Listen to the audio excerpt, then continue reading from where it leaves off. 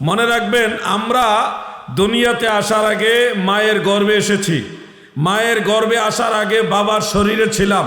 বাবার শরীরের আসার আগে আমরা আলমে আরওয়াহ এর জগতে ছিলাম। এই যে ধারাবাহিকতাটা মনে রাখবেন কথাগুলো।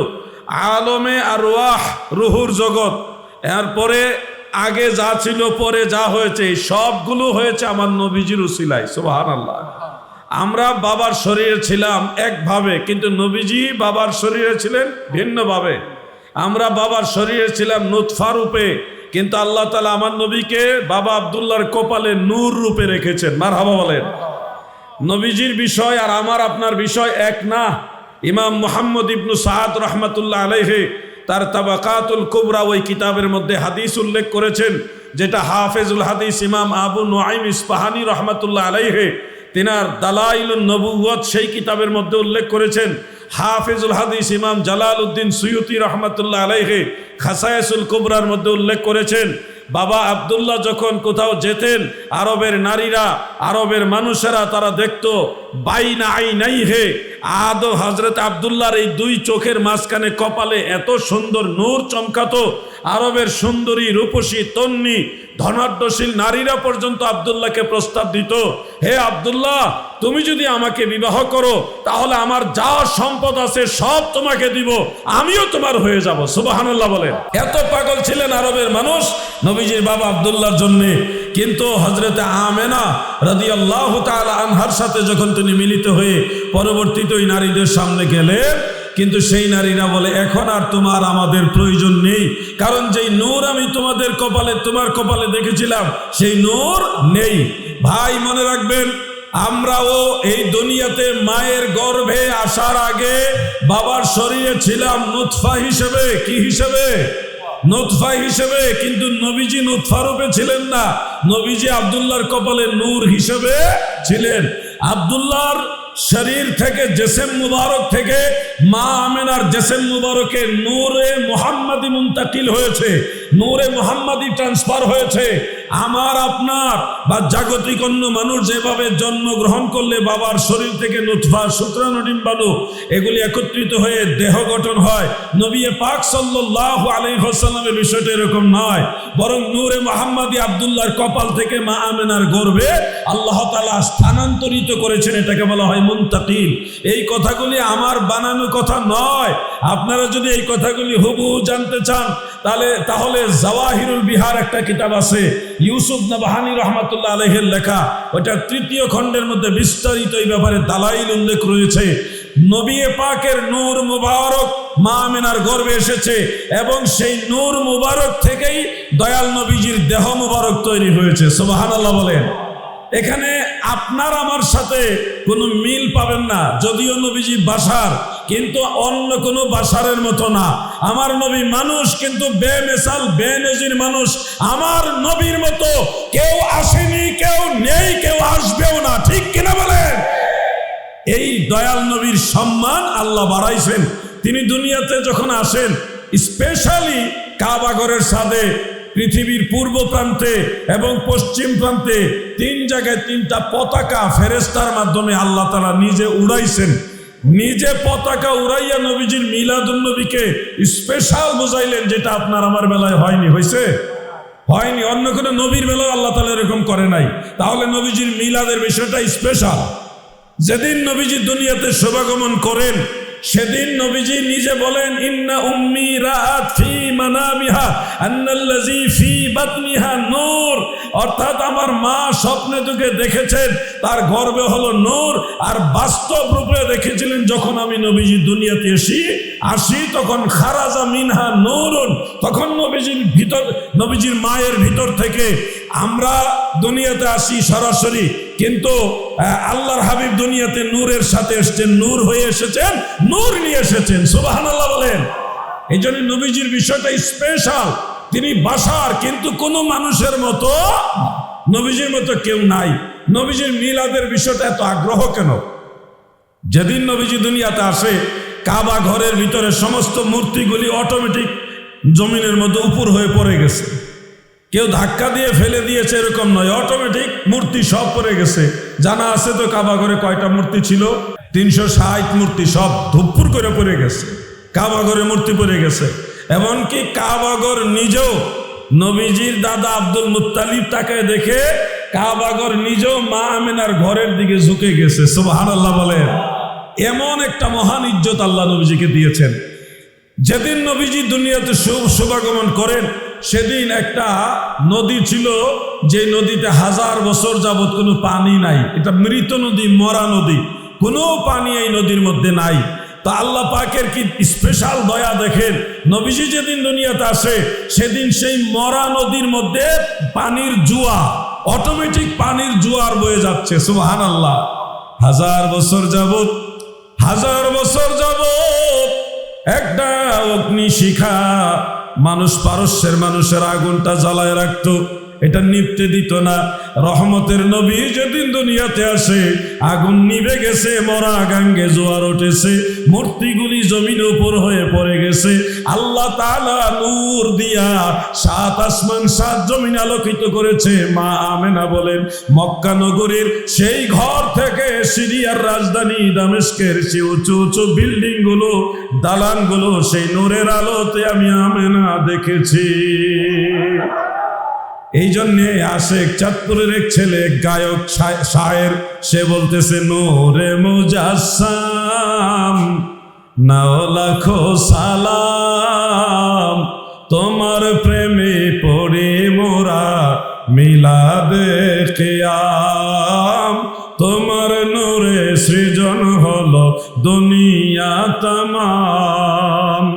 তুমি হলে কাবার কাবা, তুমি হলে কাবার কাবা, নবী আকরাম নূরে মুজাসসাম, বলেন না, নূরে মুজাসসাম নাও লাখো সালাম, তোমার প্রেমে পড়ে মোরা মিলাদে কিয়াম।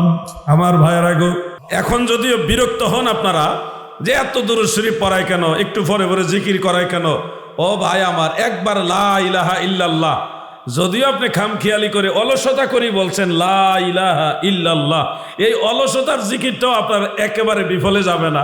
এটা আল্লাহ দয়া করে, তার দয়ার গুণে এই জমিন আসমানের মাঝখানে যত ফাঁকা, এত বড় নেকি বানাইয়া আপনার মিজানের পাল্লায়, নেকির পাল্লার মধ্যে দিয়া আপনার ওজন বাড়াইয়া, নেকির ওজন বাড়াইয়া আল্লাহর হাবিবের ইজ্জতের কারণে আপনাকে জান্নাতে দিবে। ওই যে এই ছোট ছোট আমলগুলি করেন, এগুলি কাজে লেগে যাবে, কোনো কিছু বিফলে যাবে না। আমরা আপনাদের জ্বালাতন করি, করবই, খারাপের জন্য তো জ্বালাতন করি না। নবীজির জিকির, নবীজির তাজকিরা, নবীজির আলোচনা, এগুলি আমরা বেশি করি, কারণ আমরা জানি আমরা আমল দিয়া হাসর পার হইতে পারবো না।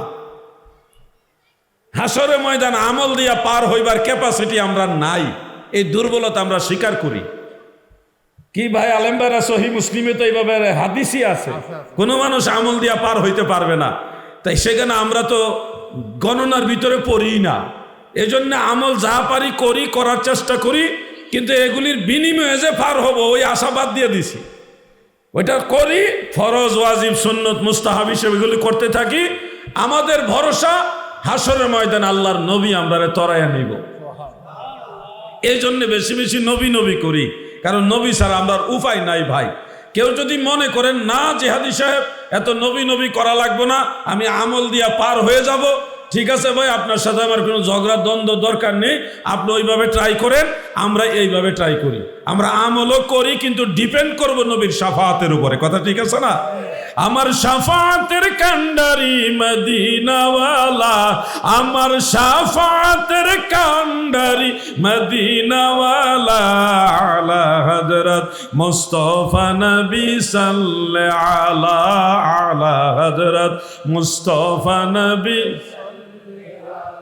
কেহ বলে নবী গোলাপের ফুল, কেহ বলে নবী নূরের পুতুল, নয় সে গোলাপ নয় সে পুতুল, নূর আল্লাহর আহা নয় সে গোলাপ নয় সে পুতুল নূর আল্লাহর আলা হযরত মুস্তাফা নবী সাল্লাল্লাহু আলা হযরত মুস্তাফা নবী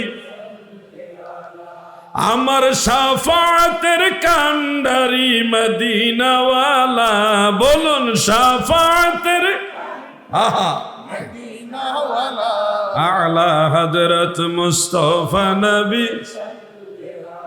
আমার দাদু ভাইরা গজলটা যদিও হলো এইভাবে ইয়া মুহাম্মদ মুস্তাফা নবী সাল্লাল্লাহু আলা, যারা এইভাবে বলার অভ্যাস আছে বলবেন, কিন্তু আমি ওইভাবে বলি না একটা মাসআলার কারণে। আল্লাহ তাআলা বলেছেন লা তাজআলু দুআর রাসূলি বাইনাকুম কা দুআই বা'দিকুম বা'দা।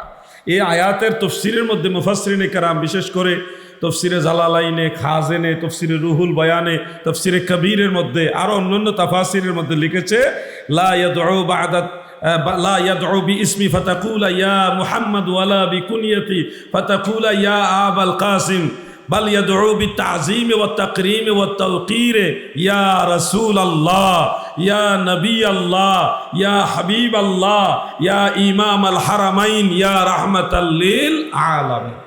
আমার নবীর নাম নিয়ে ডাইকো না, ইয়া মুহাম্মদ বলে ডেকো না।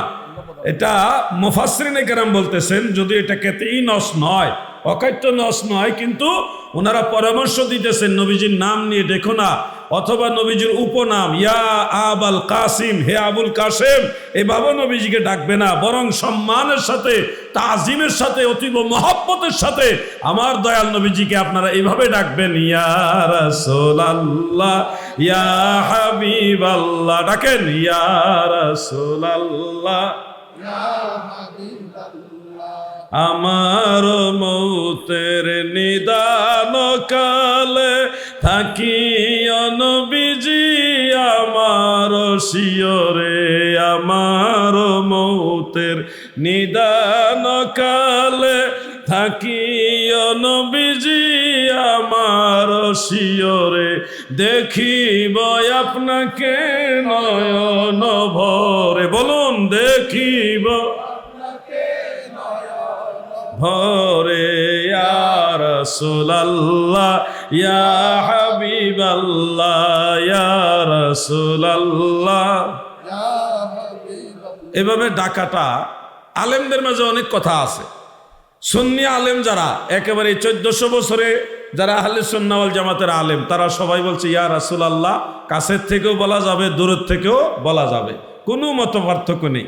দুই একজন দেওবন্দি আলেম ওনারা মত পার্থক্য করছিলেন, রশিদ আহমদ গাঙ্গুহি সাহেব একটু ভিন্নভাবে বলেছেন, তো ওনারটা আবার আশরাফ আলী থানভী সাহেব তিনি আবার সংশোধন করে দিয়েছেন এইভাবে, মোনাজাতে মকবুলের মধ্যে তিনি আবার বারবার ইয়া রাসূলুল্লাহ লিখে দিয়েছেন।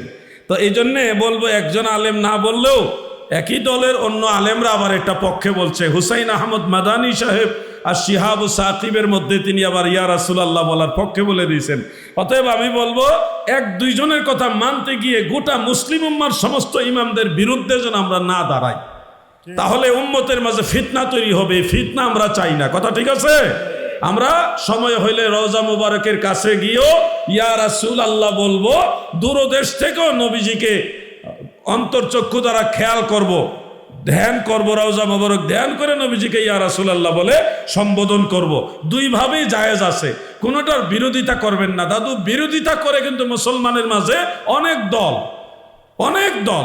আপনি বলবেন ইয়া হরফে নেদা, ওহে নবী, ওহে আল্লাহর নবী, এই যে ডাক দিতেছেন, নবীজি তো রওজা মুবারকে মদিনা শরীফে, এত দূরে নবীজিকে ডাক দিব কেন? ভাই আমার, একটু নাহু সম্পর্কে, গ্রামার সম্পর্কে আপনার আইডিয়া থাকতে হবে। হরফে নেদা হইল হেদায়েতুন নাহুর আলোকে 5টা, কেউ কেউ আবার 6টাও লিখছে। তো এই 5টা হরফে নেদার মধ্যে একটা হলো ইয়া। ইয়া এটা করিবের ফায়দাও দেয়, বাঈদের ফায়দাও দেয়। কাছে হইল ইয়া বলা যায়, দূরে হইল ইয়া বলা যাবে, এটা দুই জায়গারই অর্থ দেয়। অতএব আপনাদেরকে বলবো, না বুঝে হুট করে বলেন না ইয়া নবী বলা যাবে না, ইয়া রাসূলুল্লাহ বলা যাবে না। আপনাকে অনুরোধ করব আপনারা আরো একটু ভালোভাবে স্টাডি করবেন এবং নবীজির প্রতি মহব্বত বাড়ে এমন কাজগুলি বেশি করবেন। আল্লাহ তৌফিক দেন, বলেন আমিন। মহব্বতে বলেন আমিন। ফিতনার যুগে এই টুকিটাকি বিষয়গুলো আপনাদেরকে বারবার বলে দিতে হয়, কারণ সমাজের ভিতরে টুকিটাকি বিষয়গুলি নিয়ে বেশি বিতর্ক তৈরি হয়, এগুলি নিয়ে বাহাস মোনাজারা পর্যন্ত হইতে চায়। একদল আরেক দলকে চ্যালেঞ্জ করে বাহাস করবো। আরে ভাই, বাহাস কেন করবেন আপনি? এটা তো মীমাংসিত বিষয়। আমাদের ইমাম যারা 1400 বছরে যারা আহলে সুন্নাহ ওয়াল জামাতের ইমাম ছিলেন, তারা তো এটার ব্যাপারে মীমাংসা করে গেছে। ওইটা মেনে নিলেই তো ঝামেলা শেষ। আপনি ওগুলি না মেনে নিজে আবার বাহাস করে আরেকটা বিষয় এস্টাবলিশ করতে চান, তাহলে বোঝা যাচ্ছে আহলে সুন্নাহ ওয়াল জামাত বা আগের ইমামদের সাথে আপনার কোনো সম্পর্ক নাই। আমরা কি আগের ইমামদের বাদ দিয়ে নতুন কোনো ধর্ম পাইছি? আমাদের ইসলাম পুরান ইসলাম। সলফে সালিহিন যেই পথে হেঁটেছে আমরা সেই পথে চলবো, ওইটাই সিরাতুল মুস্তাকিম। এটাই সূরা ফাতিহার মধ্যে আমরা বলি, ইহদিনাস সিরাতাল মুস্তাকিম সিরাতাল্লাযীনা আন'আমতা আলাইহিম। যার বাংলা অনুবাদ হলো, আল্লাহ আমাদেরকে সরল সঠিক পথে পরিচালিত করুন, যেই পথে আপনার অনুগ্রহ প্রাপ্ত বান্দারা পরিচালিত হয়েছে। নিয়ামত যারা পাইছে গো, আমার আল্লাহর নিয়ামত যেই বান্দা বান্দিরা পেয়েছে, তাদের পথে চলার জন্য প্রত্যেক নামাজে প্রতি রাকাতে রাকাতে আপনি আল্লাহর কাছে বলতেছেন, আল্লাহ আমাদেরকে সেই পথে চালান যেই পথে আপনার ওলিরা চলে গেছে। তাশাহুদ যখন পড়েন, আত্তাহিয়াতু পড়ার সময় দেখবেন, আপনারা খেয়াল করে দেখবেন, নবীজিকে সালাম দেওয়ার পরে সেই নিয়ামত প্রাপ্ত আউলিয়া যারা, তাদেরকে সালামও দেওয়া হয়। প্রথম সালামটাই হলো আমার নবীজির সালাম, আসসালামু আলাইকা আইয়ুহান নবী ওয়া রাহমাতুল্লাহি ওয়া বারাকাতু। এরপরে কি বলেন বলেন তো? আসসালামু আলাইনা ওয়া আলা ইবাদিল্লাহিস সালিহিন। সালিহিন যারা ছিলেন, আল্লাহর আউলিয়া যারা, ইমাম যারা ছিলেন, তাদের উপরও সালাম। যাদেরকে সালাম না দিলে তোমার নামাজ কবুল হবে না। সেই ইমামদের পথ যদি তুমি গ্রহণ করো, তুমি আর ফিতনার মধ্যে পড়বা না, ঝামেলা নাই। আর যদি মনে করো না আমি যেটা বলি ওইটাই ঠিক, আগের ইমামরা কোরআন হাদিস বুঝে নাই, আমি যেটা বুঝি এটাই ঠিক, তাহলে বুঝে নিতে হবে তুমি গোমরা হয়ে গেছো, তোমার দিলের ভিতরে শয়তানের আস্তানা। বুঝতেছেন নি আপনারা? এই যে জশ্নে জুলুস করলাম আমরা, আপনারা নিশ্চয়ই করেছেন, করেন নাই? জশ্নে জুলুস, আনন্দ র্যালি, আনন্দ মিছিল কেন করছি? এই দিনে নবীজি দুনিয়াতে শুভাগমন করেছেন, আমার নবী আসছে, এতে আমরা খুশি। এই খুশির একটা রূপ, খুশির একটা বাহ্যিক প্রকাশনা, এটা হলো জশ্নে জুলুস। এখন আমাকে যদি বলেন এই জশ্নে জুলুসের দলিল কি, আমি বলবো এই জশ্নে জুলুসের কাইফিয়াতটা, ধরনটা, সিস্টেমটা আমরা মদিনার আনসার সাহাবীদের কাছ থেকে শিখছি। নবী আসছে, এই আনন্দ কিভাবে প্রকাশ করতে হয়, এই সিস্টেম আমাদেরকে শিখাইছে মদিনার সাহাবারা। কেমনে? সহিহ মুসলিমের আল মুজাল্লাদুস সানির হাদিস, ফাসাইদার রিজালু ওয়ান নিসাউ ফাওকাল বুয়ুতি ওয়া তাফাররাকাল গিলমান ওয়াল খুদ্দামু ফিত তুরুকি ইউনাদুনা ইয়া মুহাম্মাদু ইয়া রাসূলুল্লাহ, ইয়া মুহাম্মাদু ইয়া রাসূলুল্লাহ। নারী পুরুষ, বালক বালিকা, যে যেভাবে পারছে, কেউ ঘরের ছাদে, এমনকি মদিনার প্রতিটি রাস্তায় রাস্তায় তারা সবাই জশ্নে জুলুস, আনন্দ র্যালি করেছে। জোরে জোরে আওয়াজ দিয়ে, ইউনাদুনা, চিৎকারে আওয়াজ করে করে তারা বলেছে, ইয়া মুহাম্মাদু ইয়া রাসূলুল্লাহ, এইভাবে স্লোগান দিয়েছিল। আর আল বিদায়া ওয়ান নিহায়ার মধ্যে উল্লেখ, অন্যান্য কিতাব আছে, সেখানে তারা দব বাজায় বাজায়া তলা আল বাদরু আলাইনা এই গজল গাইছে। গজল গায়ে নবীজিকে রিসিভ করছে। কোন কোন কিতাব আছে খেজুর গাছের ডাইলের আগা, অগ্রভাগ, এটা ভেঙে তারা হাতে নিয়ে এইভাবে নারায়া নারায়া আমার নবীকে স্বাগতম জানাইছেন। তলা আল বাদরু আলাইনা মিন সানিয়াতিল বিদা ওয়াজাবা শুকরু আলাইনা মাদা লিল্লাহি দা। এই গজলটা কাজী নজরুল ইসলাম বাংলা ভাষায় আরো সুন্দর করে লিখেছেন। তোরা দেখে যা আমেনা মায়ের কোলে, তোরা দেখে যা আমেনা মধু পূর্ণিমার শ্বেতা চাঁদ দুলে, যেন উষার কোলে রাঙা রবি আমেনা মায়ের কোলে তোরা দেখে যা, আমেনা। কাজী নজরুলকে আল্লাহ তাআলা জান্নাতবাসী হিসেবে কবুল করে, বলে না আমিন। আমার নবীর শানে সুন্দর সুন্দর গজল লিখে গেছে, কত ভালো লাগে। জশ্নে জুলুসের মধ্যে যখন কাজী নজরুলের গজলগুলি গায় তখন আরো বেশি ভালো লাগে। নবীর শান ভালো লাগে কিনা যুবক ভাইরা, তরুণ ভাইরা, ভালো লাগে কিনা? নবীর শান শুনলে যার ভালো লাগে সে নবী প্রেমিক, ঠিক কিনা ভাই? এটাই হলো আমাদের মূল আলামত। আমরা নবীর কথা শুনতেও পছন্দ করি, বলতেও পছন্দ করি। ও ভাই, কেন পছন্দ করবো না? আল্লাহর হাবিবের আগমন যখন হয় সেদিন আল্লাহ তাআলা আসমান রাজ্য জমিন রাজ্য আলোকিত করে দিছে। দুনিয়াতে আপনার আমার মতো পাঠায় নাই, আমরা তো উলঙ্গ আসছি বস্ত্রহীন অবস্থায়, কিন্তু জান্নাতি কাপড় পরাইয়া আল্লাহ তাআলা জান্নাতি সাজে সজ্জিত অবস্থায় জান্নাতি পোশাক পরাই আল্লাহ তাআলা নবীজিকে পাঠাইছে। সুবহানাল্লাহ, সুবহানাল্লাহ। দুনিয়ার কোনো মানুষ আমার নবীজির লজ্জাস্থান মুবারক দেখে নাই। বলবেন নবীজির মা দেখে নাই? না। নবীজির দুধ মা দেখেনি? না। নবীজির যারা শিশুকালে সেবা যত্ন করেছে তারাও দেখেনি? না। কাউকে আল্লাহ দেখায় নাই। তাহলে কিভাবে কি হইল? ছোট শিশুরা যখন প্রস্রাব পায়খানা করে তখন তো যে কোনো একজন মানুষ লাগে পরিষ্কার পরিচ্ছন্ন করার জন্যে। নবীজির বেলায় কি হয়েছে? সে সময়গুলি কারা পরিষ্কার করেছে? আপনার ভিতরে প্রশ্ন থাকতে পারে, সেই প্রশ্নের জবাব নেন। যারা নবীজির খেদমত করেছে তারা ধারণা করতেন হয়তো নবীজি এখন প্রস্রাব মুবারক করেছেন, পায়খানা মুবারক করেছেন, এরকম ধ্যান নিয়ে যখনই নবীজির কাছে যাইতেন, যাওয়ার পরে দেখতেন যে পুরাতন কাপড় চেঞ্জ কইরা নতুন কাপড় পরায় কে যেন এইমাত্র পরিষ্কার পরিচ্ছন্ন করে পাক সাফ কইরা আবার ভালো কাপড় পরাই দিয়ে গেছে। তো উনি ধরে নিতেন যে যেহেতু আমি ছাড়াও আরেকজন এটা পরিষ্কার করে পরাই দিয়ে গেছে, আমার আর করার দরকার নাই। এইভাবেই মানে প্রত্যেকটা মানুষ মনে করতো, কিন্তু বাস্তবে কেউ এটা পরানো লাগতো না। আল্লাহ তাআলা নিজে ফেরেশতা দিয়া এই খেদমত করাইছে। সুবহানাল্লাহ, সুবহানাল্লাহ। আমার নবীজির প্রস্রাব মুবারক হলো নূর, নবীজির পায়খানা মুবারক নূর। কারণ নবীজির প্রস্রাব মুবারক একাধিক সাহাবী পান করছে, একজন না, একাধিক। কাউকে নবীজি বলছে তোমার পেটে কোনো রোগ বেমার হবে না, কাউকে বলছে তোমাকে জাহান্নামের আগুন স্পর্শ করবে না, তারে আগুনে পোড়ায় না, জমেও ধরে না, নবীর প্রেমিক যাহারা। আমার নবীর প্রেমিক যদি হন তাহলে আপনার জন্য চিন্তার কোনো কারণ নাই। এমন বহু সাহাবী আছে এক ওয়াক্ত নামাজ পড়ার টাইম পায় নাই, নবীজিরে মানছে, যুদ্ধের ময়দানে গিয়ে শহীদ হয়ে গেছে। আপনার আমার সবার আগে তিনি জান্নাতে চলে যাবে। কেন জান্নাতে যাবে? বেশি আমল নাই, এক ওয়াক্ত নামাজও নাই আমল নামাই, কারণ টাইম পায় নাই। শুধু নবীর কথা মানছে, জান্নাতে চলে গেছে। তা আপনারা যারা নবীজিকে ভালোবাসেন, হাফেজুল হাদিস ইমাম আবুল খায়ের ইবনু জাজারি রহমতুল্লাহ আলাইহি বলেন, আল্লাহ তাআলা আপনাদেরকে যারা নবীজির মিলাদ উপলক্ষে আনন্দ প্রকাশ করেন, শুকরিয়া আদায় করেন, বিভিন্ন নেক আমল করেন, সালাতু সালাম পেশ করেন, আপনাদের জন্য আল্লাহ তাআলা জান্নাতুন নাঈম রেখেছেন। সুবহানাল্লাহ বলেন। এগুলি বিশ্বাসের বিষয়, আপনি তর্ক করতে করতে শেষ পাবেন না। কিন্তু নবীর মহব্বত নিয়ে যদি সালাতু সালাম করেন, আমল করেন, দেখবেন এটা আপনার কপালে লেগে গেছে। আল্লাহ আমাদের সবাইকে, সব ভাইকে বোঝার তৌফিক দেন, বলেন আমিন। আমার দাদু ভাইয়েরা গো, ফিতনার যুগ, আলোচনা বেশি করব না, ভালো লাগতেছে একেবারে আপনাদের আন্তরিকতা, যে সবাইকে আন্তরিকতার সাথে বসছেন। অনেক লোক দাঁড়ায় রয়েছে, বাইরেও দাঁড়ায় আছে।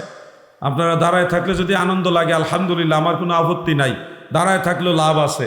মাঝে মধ্যে বলি, সহি মুসলিমে উল্লেখ, কোনো জিকিরের মাহফিলের পাশে কেউ যদি দাঁড়িয়ে থাকে, জিকির করে না কিন্তু দাঁড়িয়ে আছে, আল্লাহর হাবিব বলেন এই কারণে তার গুনাহ খাতা মাফ হয়ে যাবে। আল্লাহর নবী দুনিয়াতে এসেছেন, নবীজি শুভাগমন করেছেন, এই উপলক্ষে বছরে বছরে জশ্নে জুলুস, আনন্দ রেলি আপনারা কেন করেন? এটা কোথা থেকে নিলেন?